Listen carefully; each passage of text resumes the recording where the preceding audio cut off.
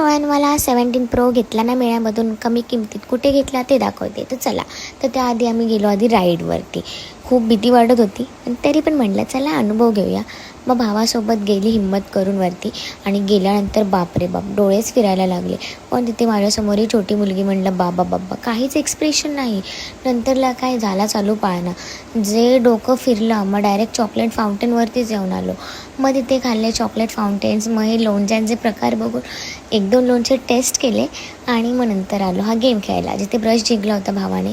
मग आमचं डिस्कशन चालू झालं होतं खूप मोठं असं की आता पुढचं प्लॅनिंग काय, कुठली राईड.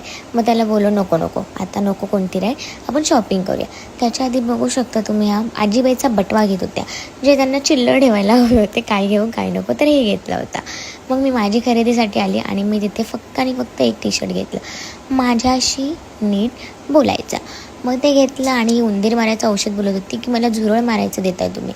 मग ते झाल्यानंतरला आलो आम्ही माझ्या आयटेमला शोधत पुढे. तर खाण्याचे प्रकार चालू झाले, जिथे घेतल्या गोष्टी कमी पण टेस्टच खूप केल्या.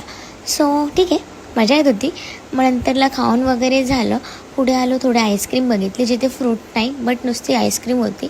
आणि बघू शकता मेळ्यामध्ये खूप सारा असे पब्लिक असल्यामुळे सेल इथेच संपला होता. सो सॉरी गाईज, तुम्हाला हा 17 प्रो नाही भेटू शकत. नसीब का केले गाईज. सो बेटर लक नेक्स्ट टाईम.